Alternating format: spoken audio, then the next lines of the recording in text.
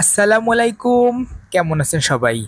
আজ আমি আপনাদের দেখাবো আমাদের কবুতরের জন্য আমরা বাড়িতে থাকা সহজলভ্য উপকরণ দিয়ে কিভাবে গ্রিড তৈরি করি।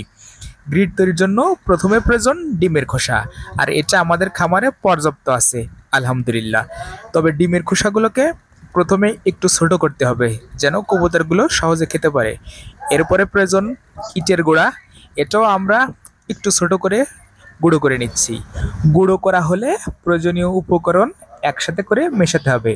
প্রথমে ডিমের খোসাগুলো ছড়িয়ে দিয়ে তারপরে ইটের গোড়া, সাগরের ফেনা, সিলেকশন বালি, কাঠকয়লা এবং লবণ দিয়ে মেশাতে হবে। আমাদের কাছে বিট লবণ নাই, এর জন্য আমরা সরাসরি খাবার লবণটা ইউজ করতেছি। আপনাদের কাছে যদি বিট লবণ থাকে সেটা ইউজ করবেন, ফলাফল আরও ভালো পাবেন। এখন সব কিছু উপকরণগুলো একসাথে মেশানোর পালা। ভালোভাবে কিছু সময় মেশালে হয়ে গেল আপনার গ্রিড তৈরি। এখন আপনি এটাকে অনেক দিন ধরে সংরক্ষণ করতে পারবেন। আমরা আমাদের খামারের জন্য 1 মাসে একবার তৈরি করি। চলেন এখন দেখা যাক কবুতরগুলো এগুলো কেমন খাই, আমরা সরাসরি তাদের দিয়ে আসি।